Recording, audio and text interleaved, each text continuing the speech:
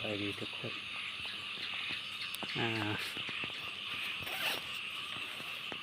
ไปจอบเบิ่งน้ำนะไปจอบเบิ่งน้ำนอนก็บ่หลับพี่น้องเพราะว่ายันน้ำขึ้นนะยันน้ำขึ้นแล้วก็ย้ายเครื่องคองบ่ทันเนาะเวลา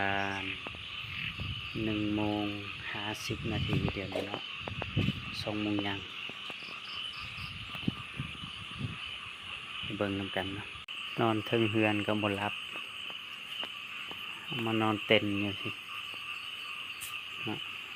นอนเต็นพี่น้องเครื่องคองเต็มเลยนะบ่ขึ้นไปนอนอยู่ถึงนี่แม่นบ่นอนลงสีเผาน้ำเนาะจะตื่นทุกๆชั่วโมงคือมันมีไอ้น้องมาซอยเนาะเขาจะอยู่ตั้งแต่หัวแรงอะไรนะมาจน2:00ซั่นสิวันนี้ระดับน้ำนี่เฮาไปเบิ่งแล้วมันเริ่มอยู่โตเลยเนาะมันเริ่มอยู่โตแล้วมันบ่ขึ้นแต่ตอนหัวแรงนะนี่ลงสีดังไผไว้มันอยู่โตก็เลยว่าเขาจะเมื่อเนาะอันนี้เฮาไปเบิ่งมันขึ้นหรือมันลงเนาะมันขึ้นสำใดก็สิได้นอนก่อนเพราะว่าแต่เช้านี่เนาะแข่งพลจนฮอดเที่ยงพี่น้องฮอดเที่ยงเนาะแข่งพลแล้วก็จึงได้พักน้อยหนึ่งพักน้อยหนึ่งก็อันเขาเอิ้นว่าพักซื่อๆเนาะแต่ว่ามันคือสิฮู้ไผกันเนาะพักซื่อๆแต่ว่าจิตใจมันเว้าเรื่องเครื่องของเฮาเสียหายเด้พอเราปลูกมันยังหลายอย่างเนาะมันเว้าบ่ได้เลยปลาก็มันออกหลายเนาะอันนี้ดึกเลย2:00ยัง2:00ยังลงสีพาไปเบิ่งกันระดับน้ำเบิ่งระดับน้ำ ถือว่าปีนี้แล้วมันนักแต่หัวปีแล้วก็ช่องมาเป็นปีที่มันท่วมทำอิฐเดือน10เนาะมันท่วมทำอิฐที่ว่านักกว่าปีก่อนๆคือปี2019นะ2019มันขึ้นแบบนี้ฮะมันขึ้น2019มันจะขึ้นไวเนาะไวกว่าแบบนี้อันนี้มันขึ้นอยู่มันขึ้นกับบ่เท่าปี2019นี่ซ้ำนี้ก็ยังตกทั้งน้ำมันขึ้นวาบเลยเนาะมันขึ้นเทื่อทำอิฐซ้ำนี้แหละน้ำแล้วมันลงเลยเทื่อที่2มันขึ้นมาหลายกว่าเก่าเนาะที่2019เนาะอันนี้มันมัดไว้มัดไม้แป้นเนาะนี่ขอกเป็ดยายออกแล้วยังเหลือเป็ดแม่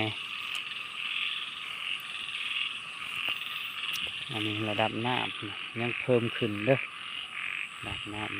ำใหม่ลงสีตัดกองเห็ดพื้นมันไปหมดแล้วมาทันเนาะเพราะว่าคนเครื่องร้ายเด้น้องสะลงสีเนาะเห็นปะ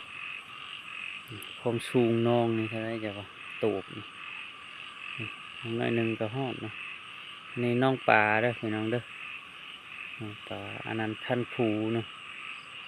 คันคูน้องปลาอะไรเงี้ยคือแล้วเรียบร้อยปลาพูนไหนาซ้ำทะเลเลยพี่น้องแนมโบเห็นเลยไหนาตูบแนมโบเห็นเลยเขากาไหนาที่ดำเลยไหหนึ่งบนเรืออันนี้น้ำเด้อเห็นไม้พื้นเลยนะใช้มัดเนาะ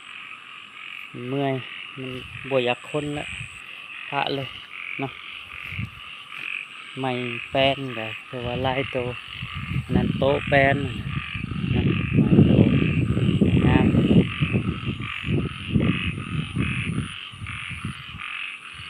อันนี้มันไม้ที่ลงสีปักเนี่ยตะกี้เนี่ยมันขึ้นตลอดแต่ช่วงนั้นประมาณ 5-6 เมตรเนาะ5-6 เมตร5-6 เมตรแต่ตอนหัวแรงๆเนาะมันขึ้นมาเนาะแต่จะว่าไว้สมควรจนมาหอด2 โมงยังอย่างนี้นะ2 โมงยังเนาะ2 โมงยัง3 นาที57 นาทีอันนี้ลุงสีปักลัดนะปักลัดเห็นปะอันนี้มันน้ำมันขึ้นนะเนาะอันนี้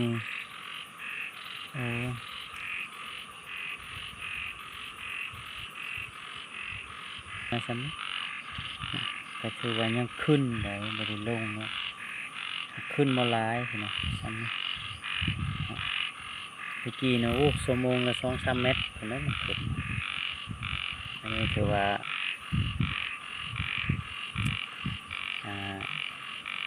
ให้นะใส่ในเลยมันขอกไก่ลงสี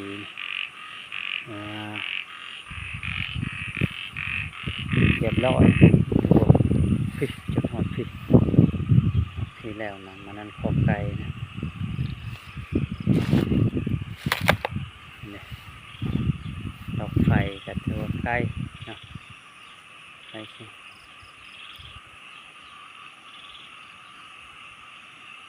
โอ้ยังมีไก่พี่น้องเอ้ยก็คิดว่าเมิดเลยโอ้ยังมีไก่นะลูกไก่กับแม่ห้องอยู่ทางใน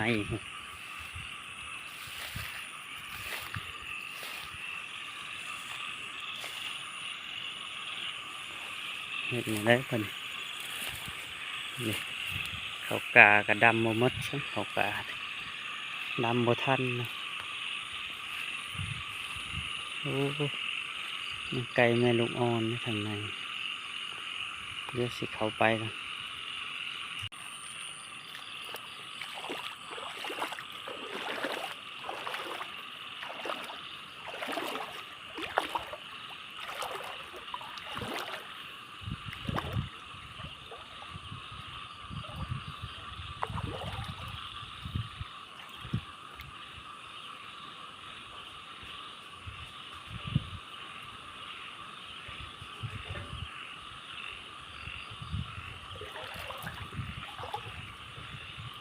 ไก่ลุงสีเวลา2 โมงปลายนะนี่น้ำขึ้นดูต้นไก่หองนะ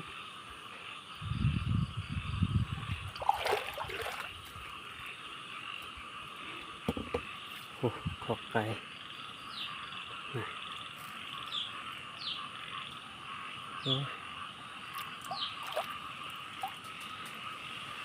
เด็กดอกไผ่กระจายแล้ว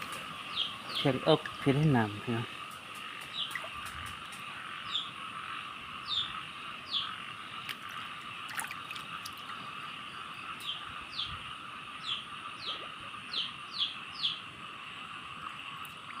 โอ้จิโล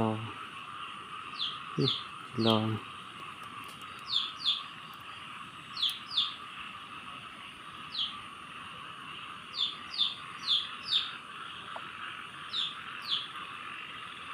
ขอกอันนี้กระพูไหมโอ้จิโลไล่ตัว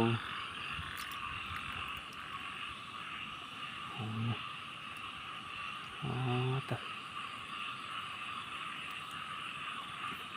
อุ้ยว้าพี่ไก่โอ้ไก่คืออะไรเห็นว่าโอ้บุญแล้วได้มาเลาะนี่ซอยชีวิตเพิ่นโอ้เพียงเอิกเลยเด้อแต่เพียงเอิกเลยใส่ประตูอะไรเจอประตู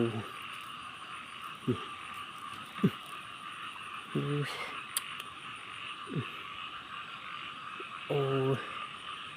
พอมาซอยเลย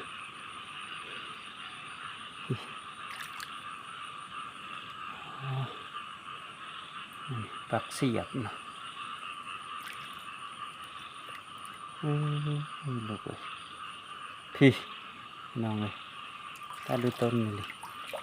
หลอดได้ย้อนอันนี้เป็นหลอดได้เนาะ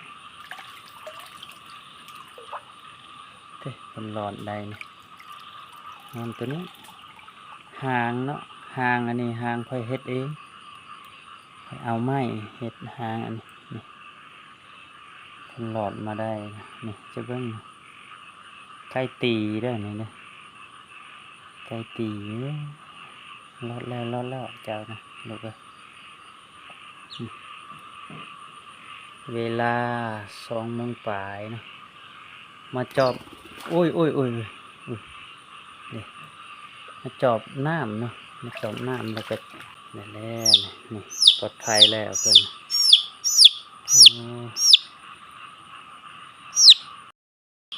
เป็นห้อง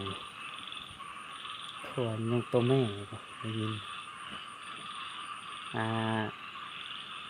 แม่บ่ปะลูกเนาะได้ยินเสียงแม่นั่นแหละทางในนี่มันจะสูงเนาะเฮาคูนดินนะเพียงเอิกนี่น้ำเพียงเอิกนะน้ำทางในนี่มันบ่สูงปานใดเฮาคูนดินนะเพียงเอิกจังซี่นี่นะมันไกลนะบัดออกมานอกเลิกได้ขี้น้ำเลยเลิกนี่นะ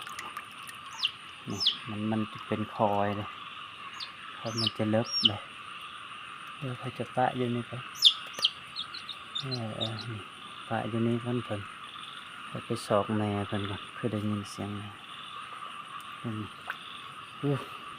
ยกเพียงคอพุ่นมานี่กายคอแล้วมัน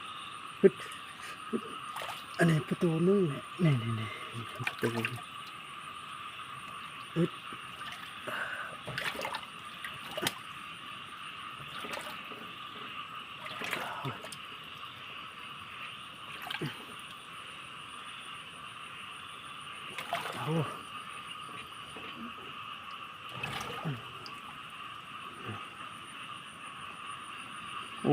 ย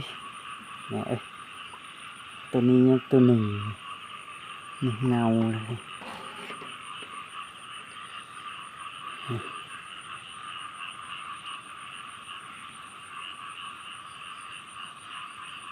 ไฟจุ่มลง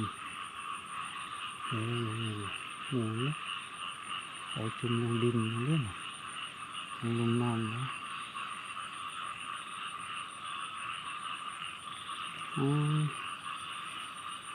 ตัวนี้ตายไปเนี่ย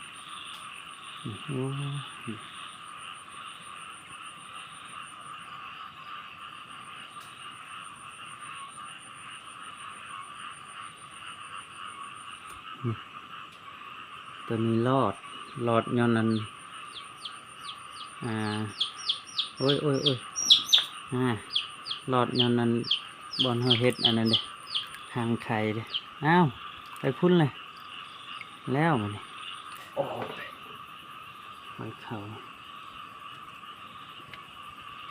ประตูก่อนประตูก็ยืนบ่ได้แล้วเนี่ยต้องเป็นร้อยเอาเลยประตูเลยมันเพ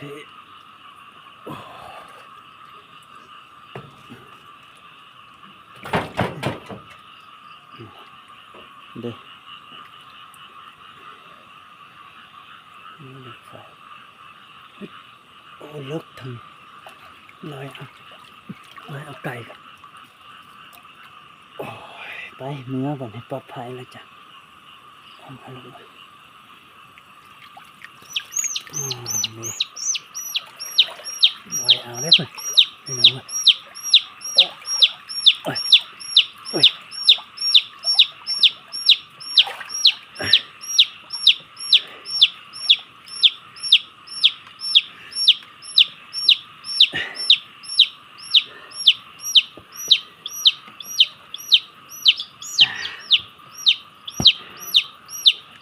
2โตเลย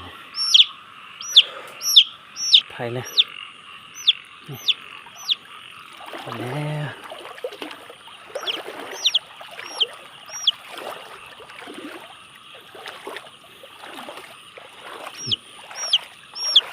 โอ้ลกเด้อพี่น้องเอ้ยไก่เด็ก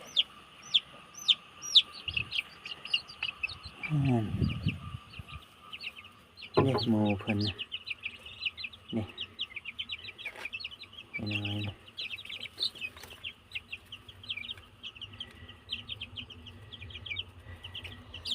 โอเคสิได้พักก่อนเดี๋ยวพี่น้องเด้อพักก่อนเนาะพักก่อน3 โมงลง4สิตื่นเองเนาะนอนได้1 ชั่วโมงอันนี้2 โมงปลายเลย2 โมงไป15เลยเด้อขอพักกัน